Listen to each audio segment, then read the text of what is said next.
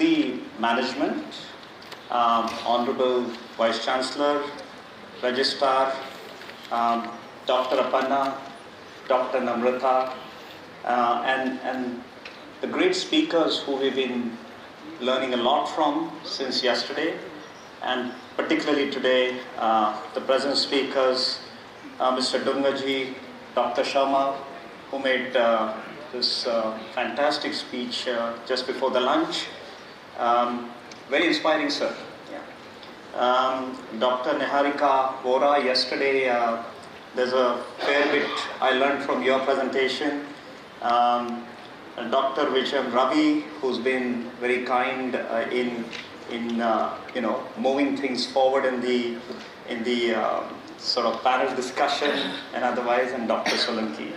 All of you, thank you very much, and ladies and gentlemen who are present here, I just sort of hope that what I'm about to say sort of lands well, because I've been talking to sort of a couple of people here that I come from advertising, branding, which comes from a sort of strategic dimension to sort of land communication and build brands across categories.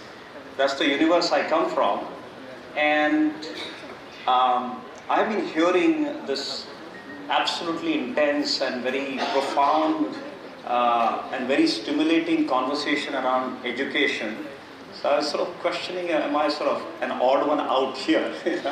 And therefore I'm a little bit skeptical. I just hope what you hear today is useful to you in carrying back some thoughts and hopefully some wisdom.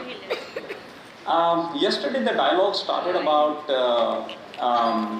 sort of education institutes could brand themselves in this new dynamic, volatile, competitive world where technology, social media, new behaviors, new cultures, driving the way we live, virtually in the last 15, 20 years. Some of the technological innovations and things such as internet, social media, and search engines, and even the way we consume entertainment all the time has pretty much prevailed in the way we behave. Tell me, how many of you reach out for your phone first thing in the morning just as you open your eyes? Can you raise hands?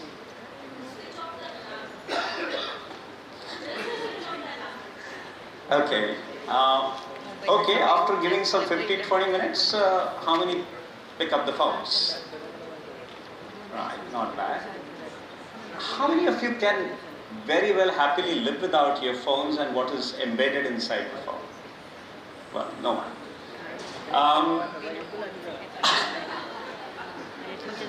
We should have a conversation on that.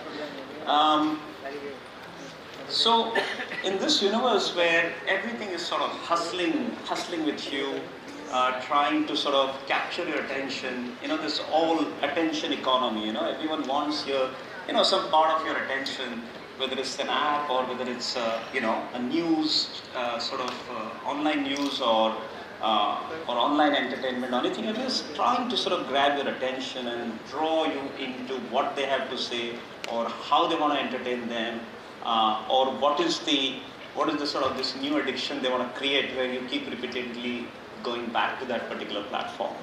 So that's the kind of hustling going on around the world at this point in time, and I have to sort of say that to a great degree they have succeeded in grabbing our attention. If not all, but some of them have become habitual to. Coming back to this whole, building brands in this universe has particularly become necessary because of this whole very fragile, very temporary attention people have.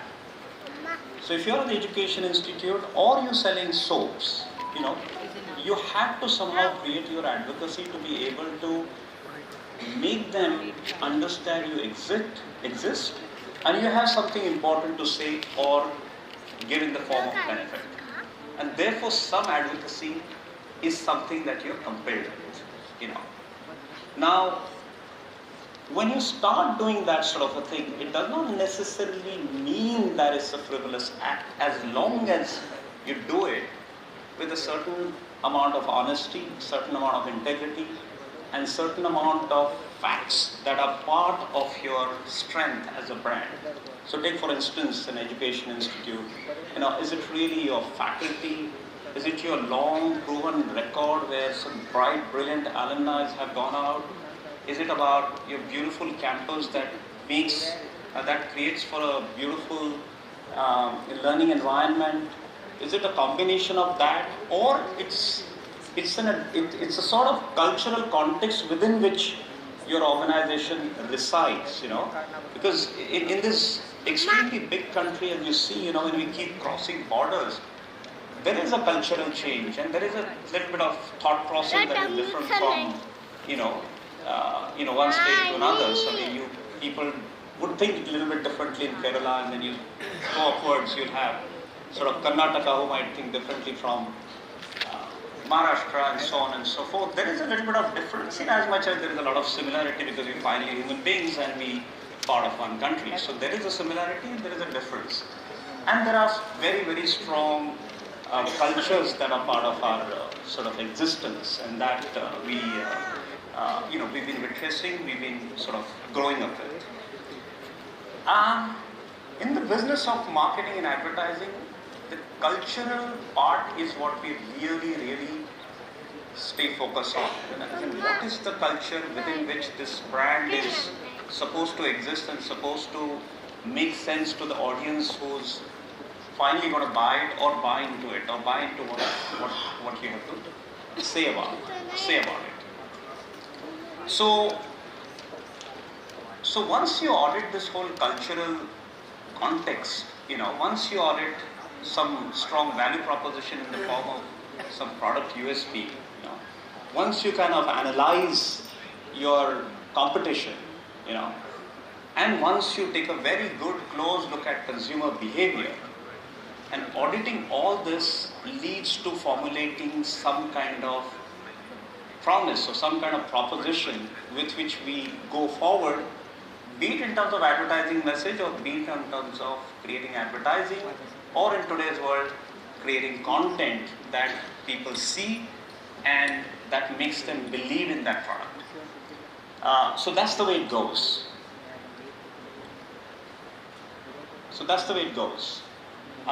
Today I will sort of share some thoughts, not necessarily from education institute brands, but different categories and from different parts of the world. Because one of the things that also has happened with internet penetrating since sort of mid-90s or late 90s to until now, it's a good 30 years now we've been living with this internet, and definitely 25 odd years with search engines, 15 odd years with social media, and 10 odd years with multiple usable apps which started to decide how we live, in terms of, you want to order food from somewhere, you're going to use Swiggy. Earlier, you wanted to do some carpentry job or some plumber job. Now you have Urban Clap. So all these apps have also sort of started to deliver service, and they also have become brands of sort. And they're also sort of now busy advertising on national television or the OTT platforms. So in this massive competitive world, it makes sense to think sort of local, but at the same time, it's not a bad idea to stretch our imagination and look at what is going on globally and see how different brands create advocacy for themselves in order to win people's hearts. So I'm going to go through some, 8-10 such examples, and that a lot of it is fairly self-explanatory in terms of how they've been able to, capture imagination of people. So the title is Culture Feeds Creativity and Creativity Feeds Culture. It's a very interesting thing that from this whole cultural context that we derive ideas, but once those ideas are created for brands, and once the brands absorb them and create advocacy for a certain period of time, then that itself becomes culture.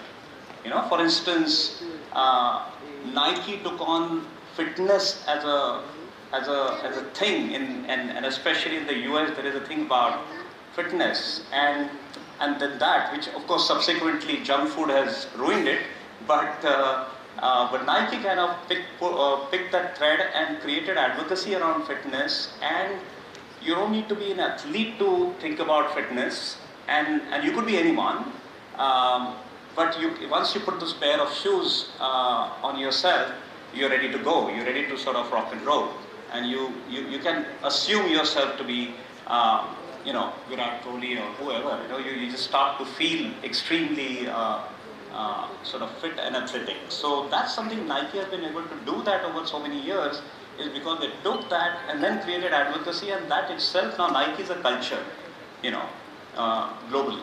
So we'll go through some examples like that. Just ahead of that, just to see, what exactly, just digging deep and splitting hair on this whole cultural thing. What is really culture, Culture is the most important thing in our life. For most people in the world, their culture almost defines who they are. People are extremely passionate about where they come from, what they speak, what language they speak, what do they eat, what do they what do they like to hear in terms of music, etc. So it's a very important thing to them to sort of be attached to their culture. Like I said, like what language they speak, or what clothes they wear, or what food they eat, or the kind of music they dance to, or what they wear, or what is the hairstyle they prefer, or the sports that they will choose. Almost everything that surrounds us, and we sort of start to grow up with, and it is a particularly strong culture that you are part of, that starts to prevail on you from the extent where your names, your clothing, your style of being, your food, everything is finally the impact of the culture that you're surrounded by. So for brands, it makes sense to do a very good audit of culture. What is the culture within which this brand has to exist and create advocacy, and then be able to win people's hearts, and be able to therefore grow the presence of that brand, and in the process business. I mean, the fact is that ultimately, it is about business, and perhaps everything is about business. So therefore, how do you create a positive predisposition towards your preferred brand, or your brand in the minds of people, is what sort of determines the success. So as a definition, I would say culture is the collective behavior of a group of people. So once you sort of get a very clear hang of that, you begin your journey. Culture is also nourishment and inspiration for the creative mind. It's just that, whenever we have a challenge of solving a problem in advertising, or we're supposed to create certain asset with which the brand is supposed to make an impact on the minds of people, you start to do this intensely. You start to sort of get the clear audit of the culture. For instance, so we break it down in terms of what's the way you sort of can trigger inspiration by looking at a certain dimension of the culture and actually put out an advertisement or create a powerful branding. We will just go through this journey. So for instance, the culture of one geography feeds creativity. So which geography you come from can possibly give you powerful ideas. So, take for instance this city in the US, Detroit, is the city that has been, that was sort of at some stage announced as a bankrupt city, and ironically it used to be automobile capital of the US, and it was a struggling city. Now you have a powerful car brand coming from there, didn't quite know how to sort of make people believe that things when they get made in Detroit can actually be very good, can actually be something worth buying, can actually do a good job in terms of an automobile that you buy or you trust in. actually does work and actually does perform. In this case that I'm about to show, the challenge was not just to sell the automobile, but sell the luxury automobile. Now that's another problem. A city that has gone bankrupt, it's a city that just understands only steel, and it's rubbish, it's sort of violent city. How does one make somebody believe that you can actually create luxury automobiles out of this location?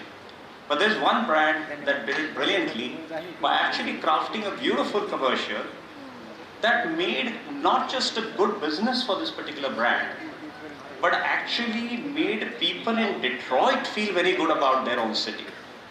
Have a look.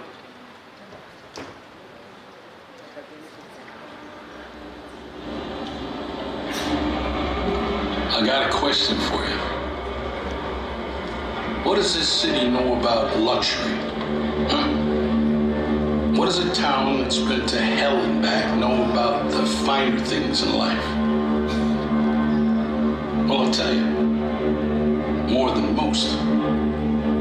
You see, it's the hottest fires that make the hardest steel. Add hard work and conviction, and the know-how that runs generations deep in every last one of us. That's who we are. That's our story. Now, it's probably not the one you've been reading in papers, the one being written by folks who've never even been here and don't know what we're capable of. Because when it comes to luxury, it's as much about where it's from as who it's for.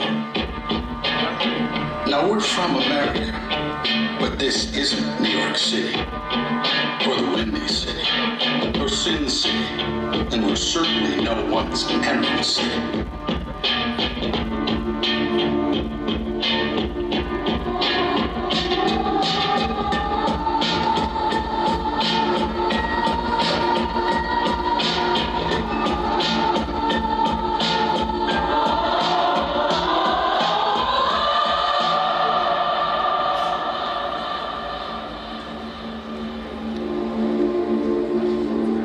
This is the Motor City, and this is what we do.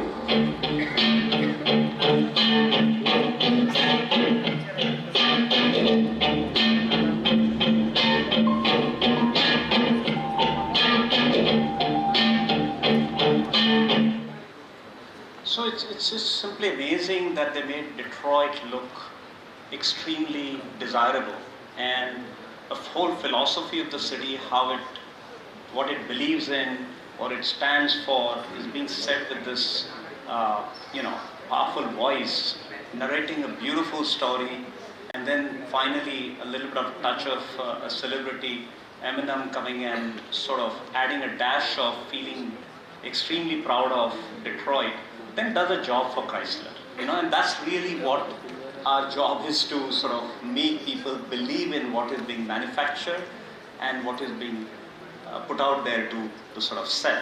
We'll move on to the next trigger of culture, where you can again derive ideas from. Now, culture of laughing at oneself also feeds creativity. I mean, a lot of people are funny, and there are cultures that sort of they're sort of happy and enjoy life and very funny and so on. On the other hand, there are some cultures who take themselves damn seriously. They're intense, they're very serious, they're stiff upper lip. British, for instance, though they have a very, very good sense of humor, but for instance, French, who are always rude, and they thrive in being rude. They thrive in being cynical, and so on and so forth. But on the other hand, this culture of Thailand, it's something fascinating. They always seem to have a calm disposition. A smile is a refinement for the Thais, and they handle conflict with just a smile.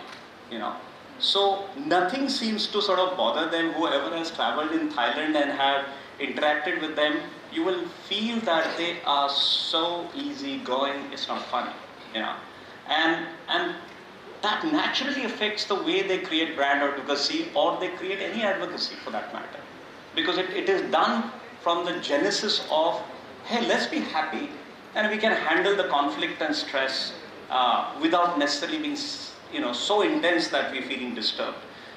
Sure, they're also nations, they're a reasonably successful nation, and to a great degree, if you actually walk around in their cities and stuff, you'll find superior roads, superior sort of things around them compared to us. So in their own way, they're probably doing damn well. And whenever we've looked at their advertising and their sort of communication across categories, we found that they find it difficult to say things without being funny. They have to be funny. Take a look at this, one of the many funny commercials or many this is the content that you're about to see, but that's the way they sell their products. Enjoy.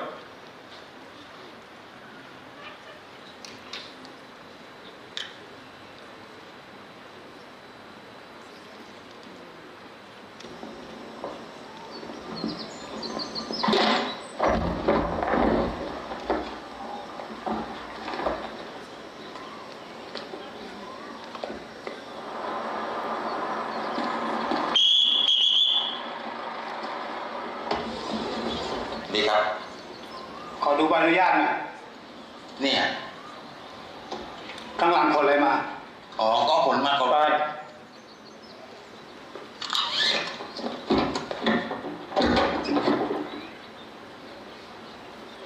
มันทั้งนั้นเลยมาจากไหนมาจากปากครับจะไปไหนไปพุงเข้าไม่ได้มันแผลบเลยอย่างนี้ต้องจับพี่จะบ้าเหรอจากปากไปพุงเนี่ยผมขนมาร่วม20 ปีแล้วพี่อะไรมันเข้าไปได้ก็วิ่งทุกวันนะผมไม่เคยโดนจับเลยแต่วันนี้ต้องจับข้อหาอะไรขนมันไปพุงไม่จะทำอะไรอย่างนี้ต้องจับไงมันจะจับได้ยังไงกูบอกแล้วไงมันเข้าไปไม่ได้มันไม่ผิดนะเข้าไปได้ไม่ผิดอย่ามึงเขียนอะไรมึงยาวกับกูใช่ไหมไม่พี่แต่พี่มีมึงยาวคือเส้นเนี่ยผมขนมาผมไม่เคยเจอพี่เลยพี่มีเหตุผลไหมมีพี่มาจากไหนมาจากป่าจะป่าใครวุ้นเส้นอะไรวะฮะ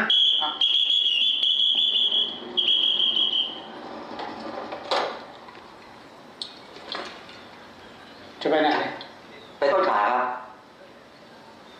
เปิดดิ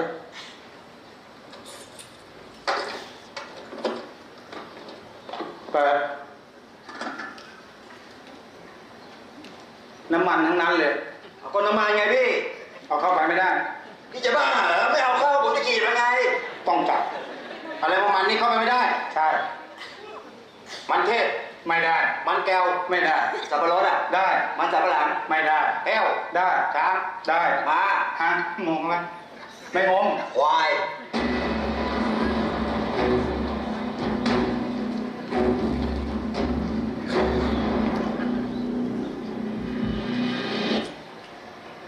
หน้าเราเข้าไปไม่ได้บ้าไปแล้วก็เมื่อก่อนมันเข้าได้อะเดี๋ยวนี้ไม่ได้เขาห้ามเขาอะใคร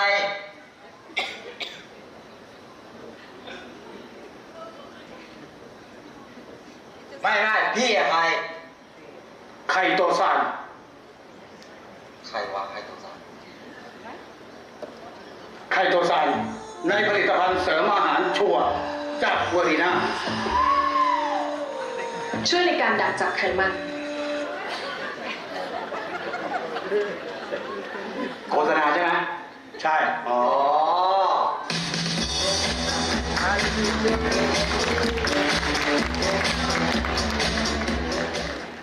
No, so it's ridiculous. I mean, but you get people engaged, you make sense that fatty, oily skin is not okay in a very ridiculous sort of setting. It's just so much part of their culture that you laugh at it, the brand unmistakably gets remembered, and then it does business. And that's what it's really about when you go out there and create advocacy. So the next one being the culture of being open about one's feelings. Now that could also feed creativity. Just being open, just being transparent, just being sort of, easy to read kind of a sort of person. Now, there are some cultures who are comfortable talking about their feelings, and maybe you and I would think twice in our culture, itna sab bole kya? Should I really say so much about myself or about my family, or what is that is giving me pain? What are the difficulties I'm having? And we might be a little bit reticent, maybe a little bit, we'll resist talking too much about ourselves, and in the process we hold our feelings back. But then there are cultures around the world who are sort of open about it. For instance, in South America, apparently statistically proven that just about everyone has a shrink to go to for a counselor. So whatever trouble you're having in your life, you kind of go to someone and, sort of blurt out things, and you get some, sort of valuable advice from that person, and you therefore feel good about life, or at least someone to release your tension. Now that is such a strong part of that culture that a brand actually decided to use that as a weapon to be able to create advocacy. Have a look.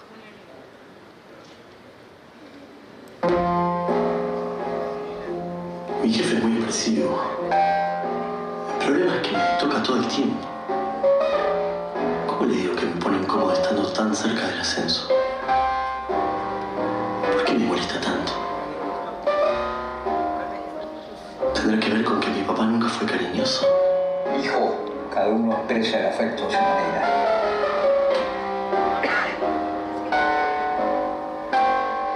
¿Cuándo digo basta? ¿Cuál es el límite? ¿Por qué no se compra un gato y me deja en paz? Para. No está mal. Un gato. Necesito un gato.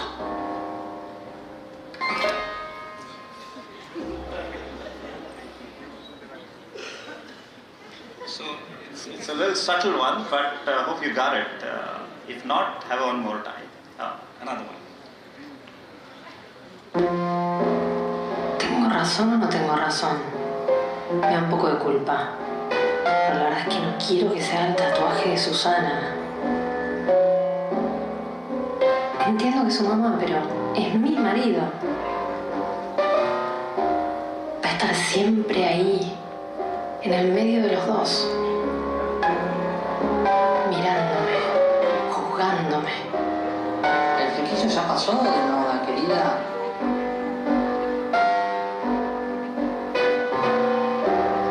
No sé si lo voy a poder soportar. Pero espera, Marcos tiene pelos en el pecho. No lo pensó. Chao, Susana. Nos vemos el domingo en tu casa. So washing is therapeutic, and you will get an idea about the problem you're having in life, and it will all get resolved. Now it's a interesting argument, a little cerebral, but in the process it involves you in the conversation, engages you. You can also say how ridiculous, but it makes a point, it moves on, and that's really what brands have to come and do. Just nudge you a little bit, say it in the way that charms you, brings a smile on your face, and then you buy into it, and that becomes part of your life. Now, the culture of strong national pride feeds creativity. It's we might be very individualistic. We might choose to break all ties with the places we grow up. We might wish to migrate to another country, but whether we like it or not, we are very proud of the country we come from. So you can take yourself out anywhere, but the moment your country is in trouble, or someone says something nasty about country. I've taken a lot of fights abroad about and fortunately India has produced a lot of good data now in terms of whether our flight to moon or Mars, or the CEOs all over the world, or the accomplishment has been pretty strong. So therefore, if anyone is trying to take a little panga with India, you have some robust answers that you can't deny. So this whole thing about the culture is, like I said, while we may be individualistic and leave the country or go away from many things, But when it comes to a pride about your country, there'll be very few who will be indifferent. Most of us will feel very agitated if something is not right about our country, or if somebody outside says something nasty about our country. And that's a very important feeling. So here is a brand that's coded that feeling very well, that yeah, people are sentimental about their own country, their own culture, and they feel very strongly about it. Now, so how do we use that sentiment to actually create a brand advocacy? Rom is for Romania. It's a genuine Romanian chocolate bar wrapped in the national flag since 1964. Its strong taste is well known for offering strong sensations.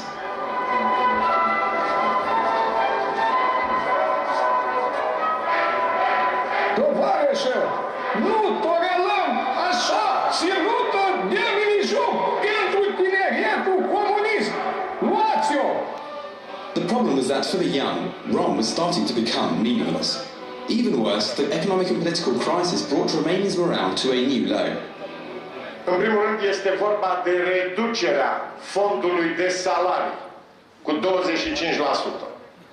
Young people now think that everything about Romania is just wrong. They actually believe they can make something of themselves only by going to another country. Things were not good for a chocolate with the national flag on it. The solution was radical. Our only shot with the young was not to follow them blindly, but to challenge their national ego. Next thing, we triggered a hot public debate by changing the well-known Rom overnight from this to this. The new Rom came with its own launch campaign, in English. We Americans don't want stars. We have stars on our flag. We reach the stars when we put them out on the moon. Now, Rom's a star too. How? We replace the Romanian flag with the American one, so Romanians can shine on too. Try the new Rom with the American flag with the taste of coolness. Suntem români, nu avem nevoie să îmbrăcăm un produs românesc într-un steag american ca să fie bun. Chiar frustrat pentru că e simbolul nostru național. Chiar nu mi se pare corect față de țara noastră, știi? The outdoors surprised the Romanians with even more annoying punchlines. It looked like an American takeover. The ads directed everybody to the campaign's website and Facebook page to join the debate. People assaulted the internet by the thousands to defend the Romanian flag and values. More than 10 causes started simultaneously on Facebook. Dozens of blogs commented and YouTube filmed sports for the old Rom. I live in Romania. I drive a Romanian car. And I eat the most traditional Romanian chocolate bar Rom. Then why the fuck am I speaking English? Moreover, supporters even organised a flash mob. Our specially created team responded in real time to the comments and fed the debate. E vorba de o campanie ceva mai uștită, ceva de toate lumea. After one intense patriotic week, we brought back the old Rom. Hello again! Rumor has it you're not at all happy with the American flag on Rom. It was a joke. I'm just funny. Rom stays Rom no matter what. Romanian flag and all. The debate extended into primetime TV shows and public events. And as the final move, we launched the Rom anthem featuring real people. In the first 2 weeks only, the campaign reached 67% of Romanians and generated €300,000 worth of free publicity. In the first 6 days alone, Rom's website had thousands of comments. Facebook fans rose by 300% and supporters launched petitions. All brand image indicators have exploded. But most importantly, Rom ousted the leader to become Romania's most popular chocolate bar with 79% increase. In the end, Rom outperformed the markets by 20% in the most relevant channels, while the American Rom sold out. There you go. So, you change the wrapper of the chocolate from your own flag to American flag briefly to create violent feeling. And, the sales grew by 79%. They got back to their original Rom, Romanian national flag wrapper. So these are the sort of tricks in the business. And of course, they derive that inspiration from knowing people actually feel agitated when their core beliefs or core assets that formulate nation are tampered with, are messed with, So that was another success story. Moving on to the next sort of cultural nuance, which is culture of making the most of what you have, and then that feeds creativity. So even in India, there are enough people who live in a very frugal way. They have limited resources. They have, difficulties of all kinds. I mean, we are journeying towards better tomorrow, but it continues to be all kinds of challenge. But of course, there are some countries where cities are beautifully designed. There are flyovers. There are number of facilities to sort of get by in your life, and there are no problems. There are big sporting stadiums and infrastructure that facilitates good living for a normal citizen.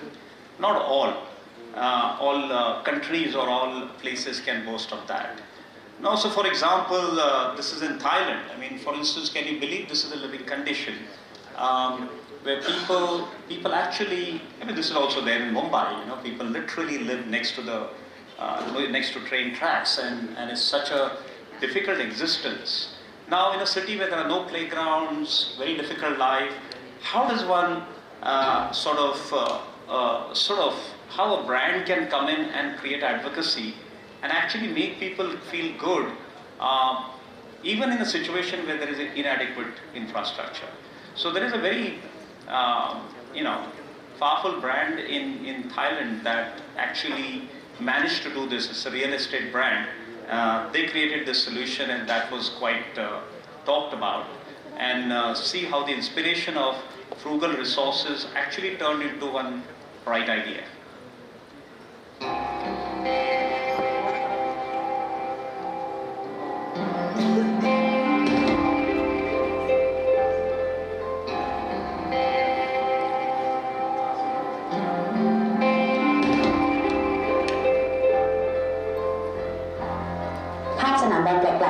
อยู่ย่านคลองเตยท่านผู้ชมฮะเป็นสนามฟุตบอลรูปตัว L นะฮะ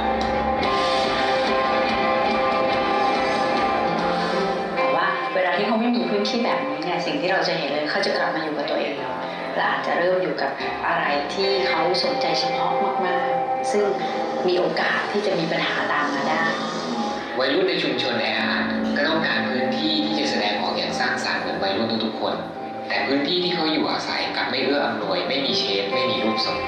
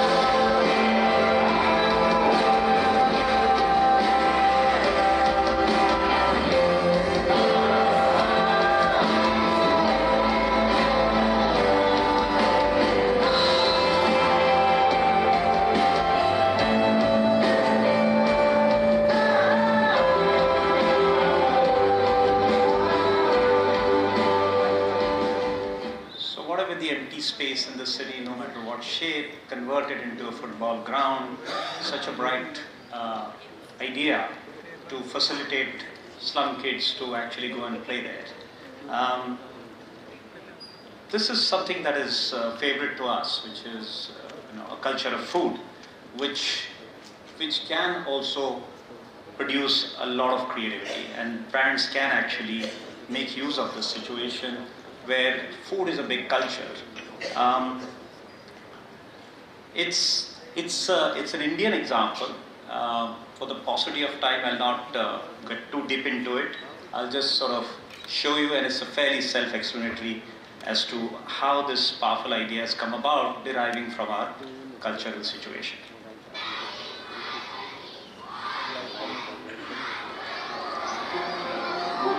Kids love to use their hands. Kids explore the world with their hands. In India, they use their hands for one more thing: eating. Not washing their hands with soap is one of the main causes for illnesses and dropouts.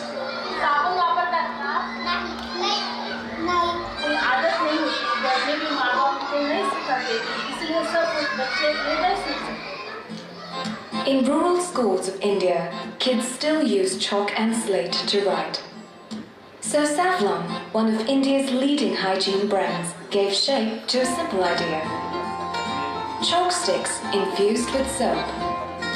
Introducing Savlon Healthy Hands Chalk Sticks. These worked just like regular chalk sticks, but at lunch break they did more than just writing. The chalk powder turned into soap on its own.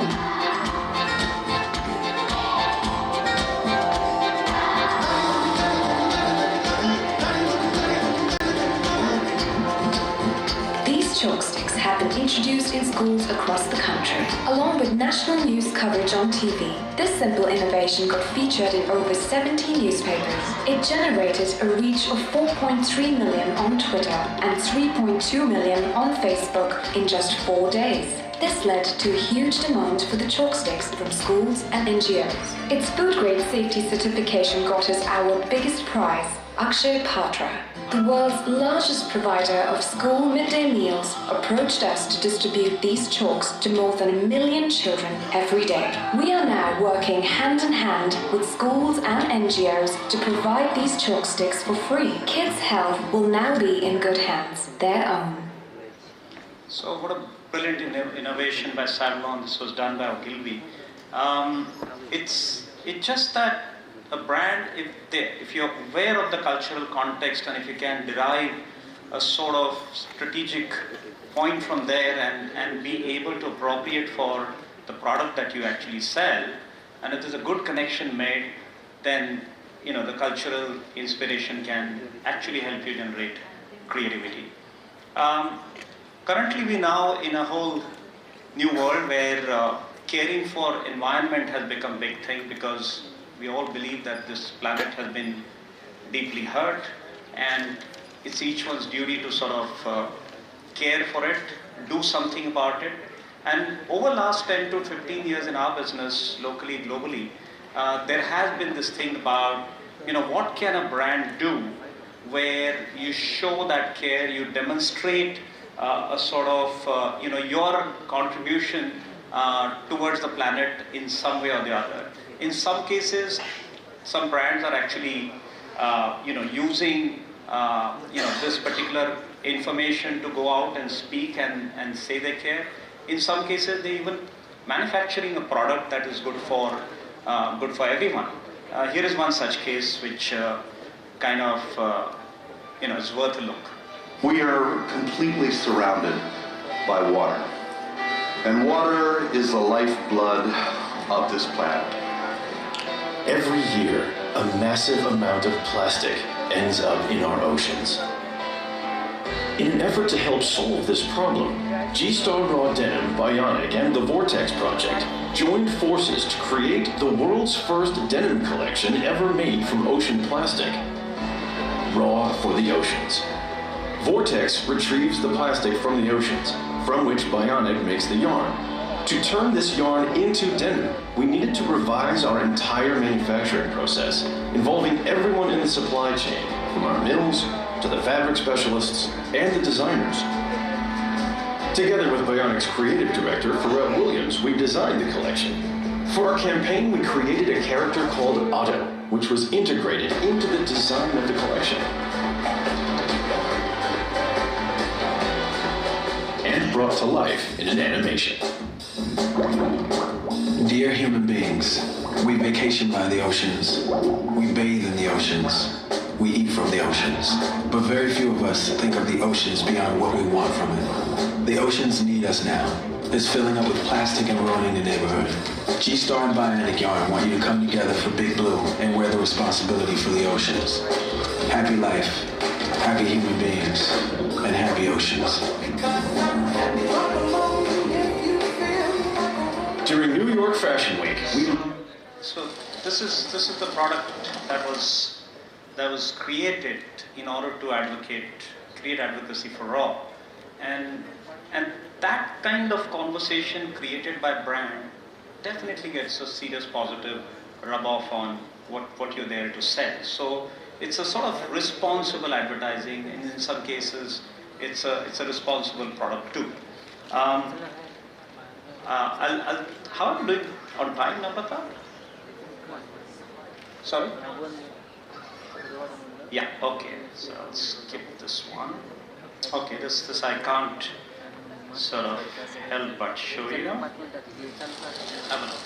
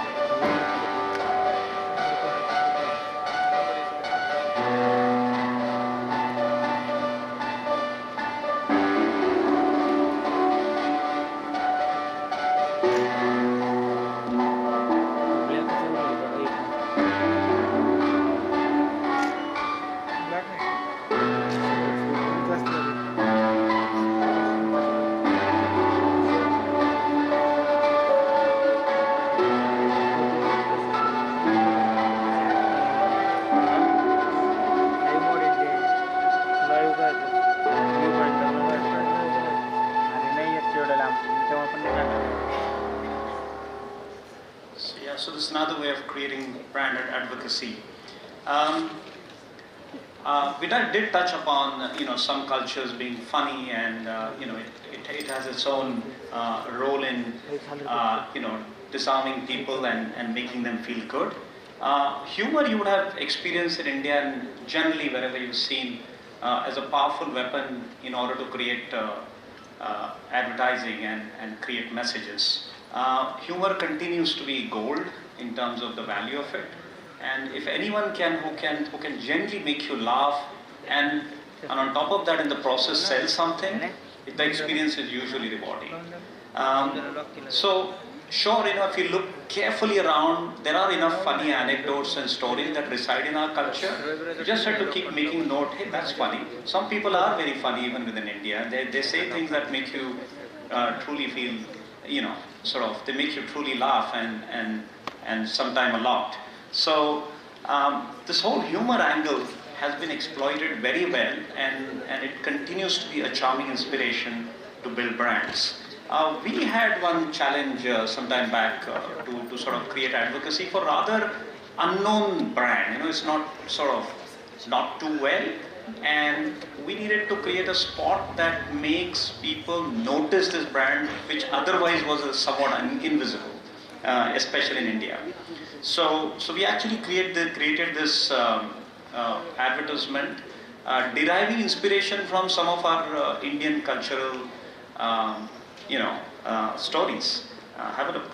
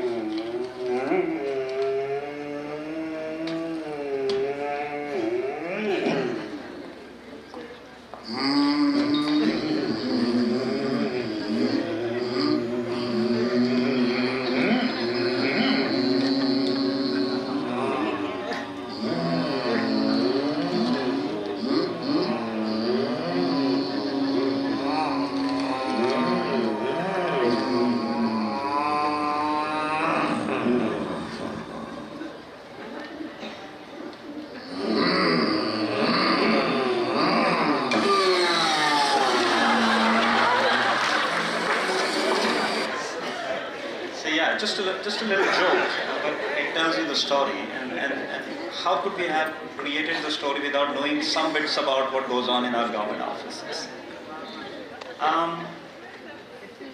Just one or two final anecdotes. Culture of inclusivity, it's a big conversation of late, and rightly so and fairly so.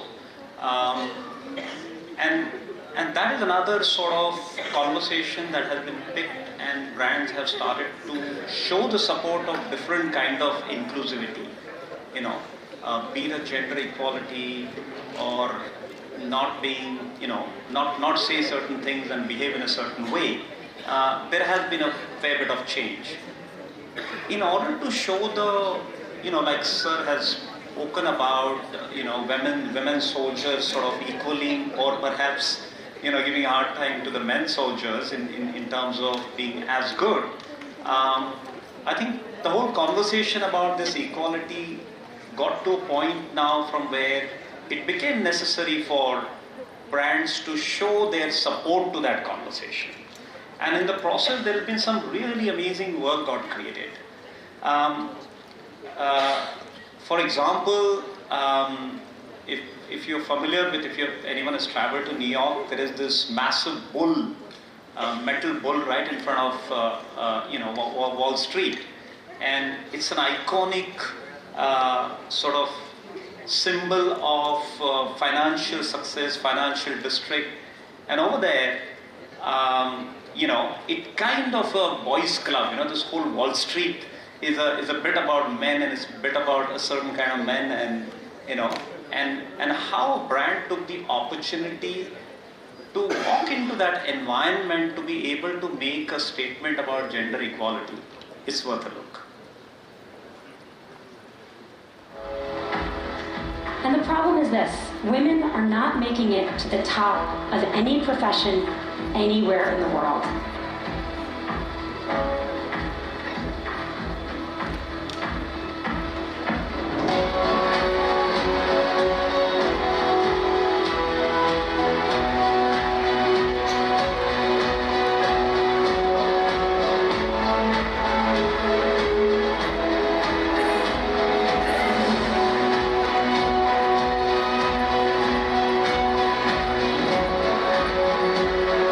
Today is International Women's Day, and one Wall Street firm is marking the occasion by placing this statue, a little girl, staring down the iconic charging bull. The new image was put up by State Street Global Advisors. Powerful little girl.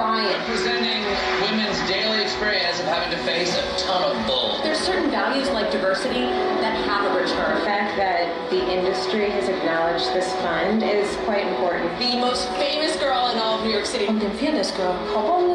La niña sin miedo. People young and old are flocking to her. The fearless girl on Wall Street has already made a lasting impression. It's the hottest selfie in town still. As she's become a social media phenomenon, Fearless Girl has also become a broader symbol of female empowerment. 19,000. 25,000. 28,000. 30,000 people have already signed a petition to keep the statue here longer. The Fearless Girl will be allowed to remain at her post. So the thing is that this little girl fearlessly looking into the charging, this metallic bull, became a global conversation, and that's the power of idea, and rightly sort of a financial company spotted the opportunity in facilitating so. In as much as gender equality, in fact, I have a 2-minute conversation with you later on a subject that's been sort of bouncing in my head. But take a look at this next spot, which would also trigger, some kind of equality that is required in our society. And then some brands are doing very well. Now, in this case, the brand happens to be Olympics.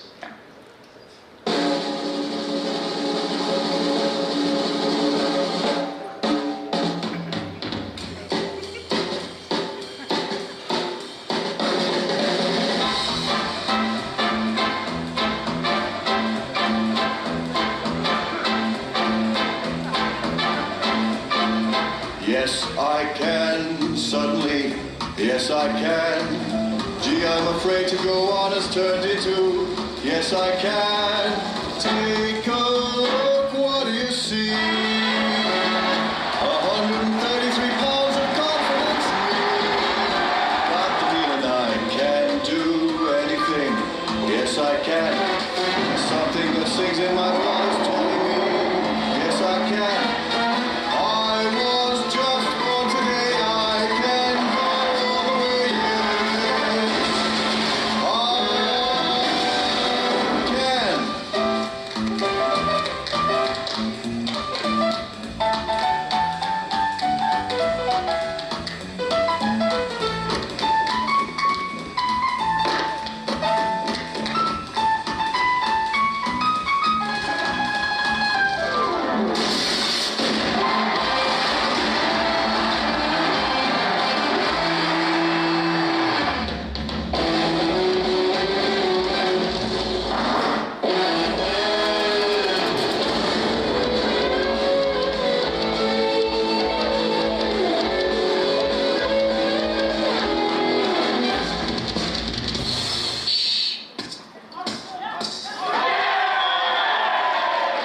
Yes, I can. Yes, I can.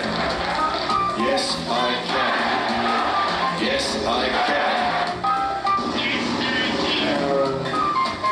Yes, I can. Yes, I can. Yes, I can. Yes, I can. Hey, yes, I can. No, you can't.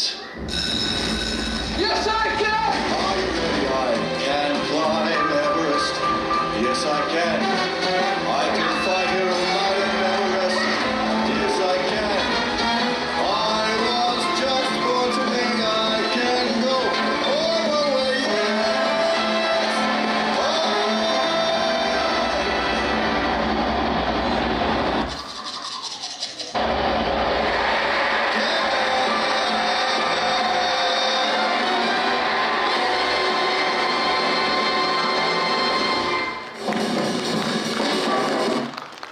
It's a beautiful spot to celebrate and bring these special people into mainstream and create a conversation through the power of this film.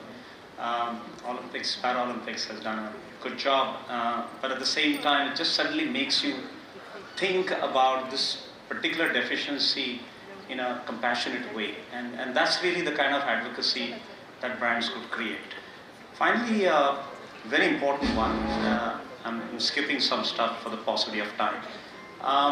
The culture of social media and technology, that is also feeding creativity. Now, I've actually not chosen example where you actually go more towards social media and spend your precious time in doing ridiculous things on social media versus think about it, do we really need to spend that amount of time in actually being there, like I was saying, from the time we wake up, our phones are inseparable from us. It has started to create some kind of mental problems amongst the kids because, they're just not there, ever present with you. There is no conversation possible. No dinners are happening without a couple of your friends are, glued to the phone. So phone, and it has become, say, our extension of our body, just in as much as you have a hand and your ear, and you also have a phone, which is part of your body, and so you can't really mess with that. So in this whole new culture where you got so deeply addicted with it, it's time to think and it's time to sort of channelize it. And some brands have noticed that this is actually a cultural change. It's a new culture that we are so much part of, which is, like it or not, it's just something that we have to come and do something about. So a couple of brands have tried to wake people up in terms of saying, hey, do you really need to spend time on your phones that much? Have a look. Oh, it's so nice to all be sitting down together. You can tell me something they did today. I drew a horsey. Good for you, Sam. I started smoking. I love you too, sweetheart. I'm selling bongs out of our minivan. I got a tramp stamp. I'm getting implants. I'm dating your brother. Uh-huh. I'm cooking meth in the basement. Great idea, kiddo. That's why you're so popular at school.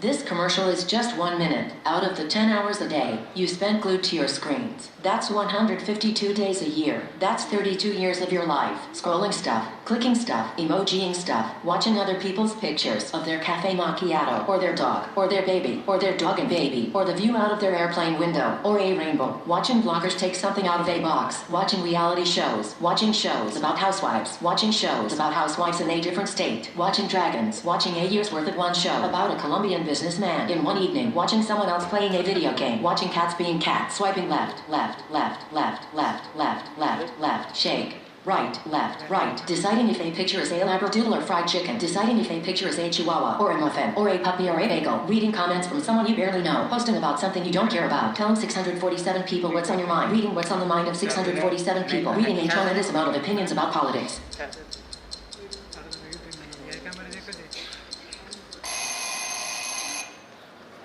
So, how are we running today? Then being busy with trivial things.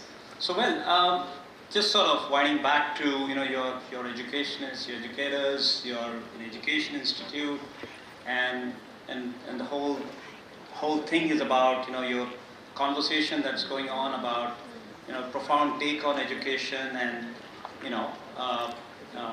fixing the wrong areas, flourishing the right areas, being intense about it, creating this conversation through these conferences with amazing speakers who have given wisdom.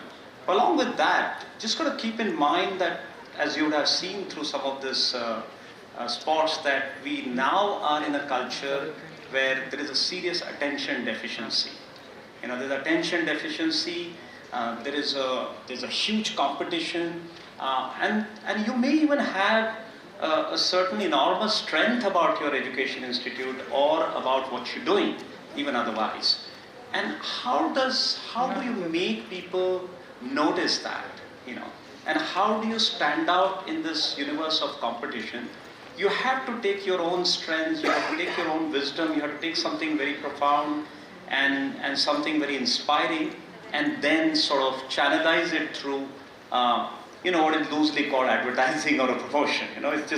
It's actually advocacy of your good things, your good take. In fact, I feel even nations should have a certain brand advocacy to be able to, I think our present government over the last few years has been creating brilliant advocacy about who we are and is making us stand out globally.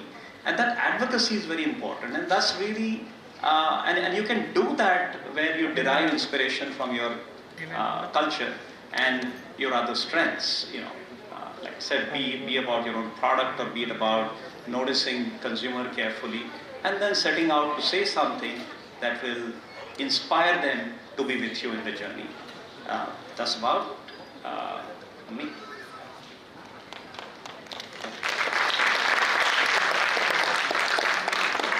I think this is so amazing, and for me and at least people I was speaking to, it has opened up some new windows, doors, and a new perspective and lens for us. Thank you so much. Also, I was skeptical that this strange odd person out in the middle of this beautiful education conversation. What am I doing here? No, it was wonderful. Thank you so much. And there are questions, so can we take them? So the first question is, how can universities measure the effectiveness of their branding efforts through reliable media platforms, and what metrics are most valuable in assessing success?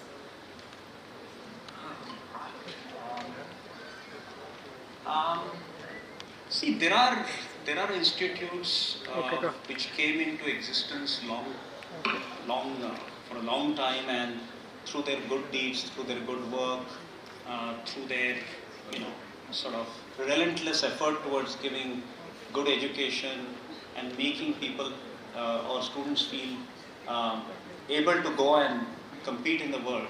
They've done a good job.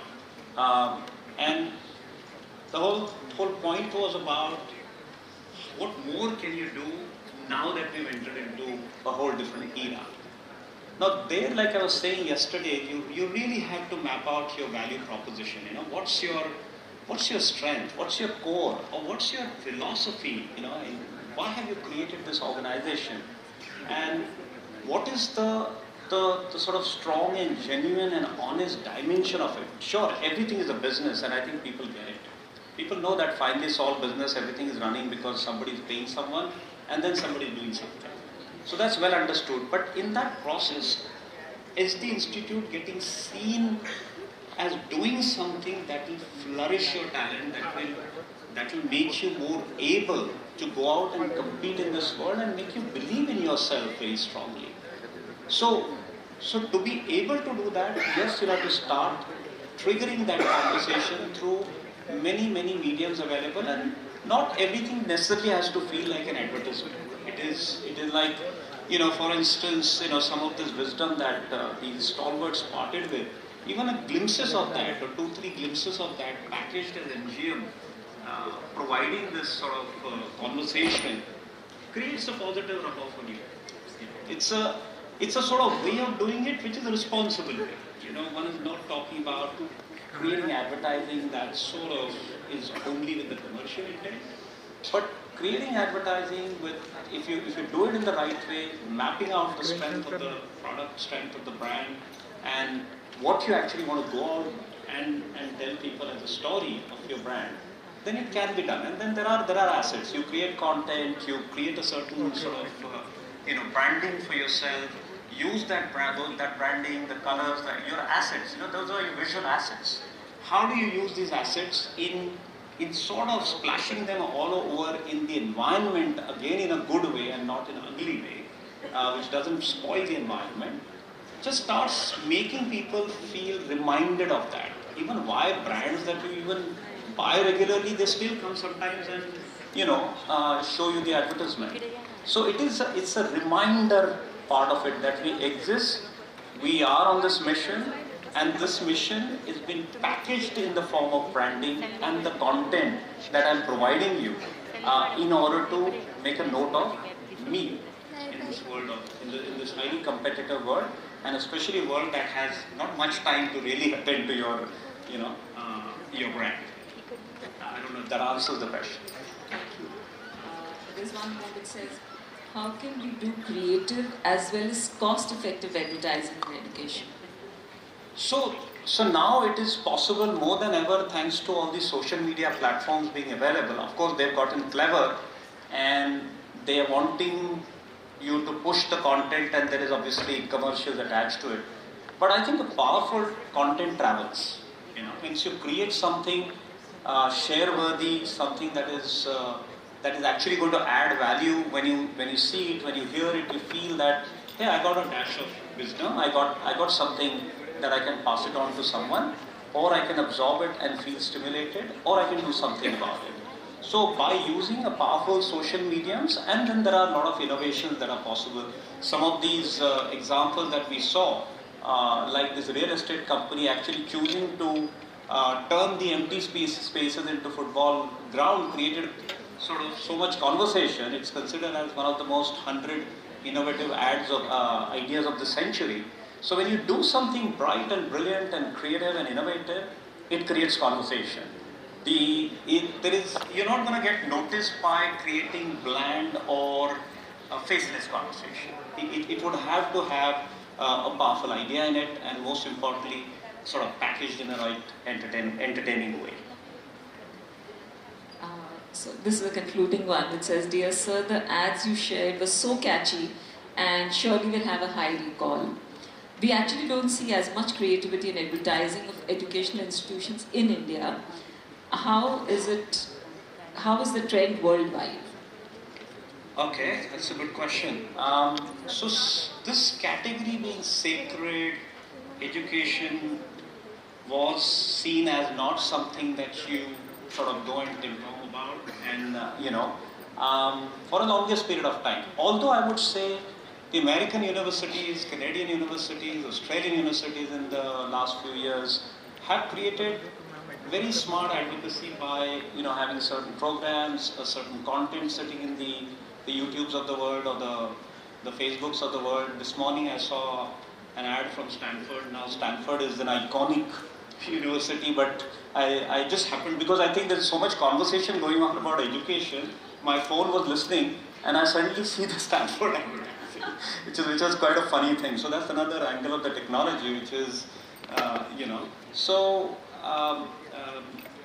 for a long period of time, these iconic organizations, some globally, some locally, didn't need any of this, right? And now it is the case, and I think like for many years you did not see a real estate brand. You know who is a builder in local town and you went to sort of buy an apartment from those. There are many categories that started to come in a bit later. Now, did you think that a service like a delivery of food is going to become a brand like Zomato or Swiggy? You didn't. So many categories started to come or started to mushroom now, thanks to again the highly competitive world and attention deficiency. So therefore they started to come in. I have a feeling that will happen in the education space too, where people will feel sooner or later compelled to provide their proposition or their point of view or why they're attractive or the right place to come and study in due course. Mark my word.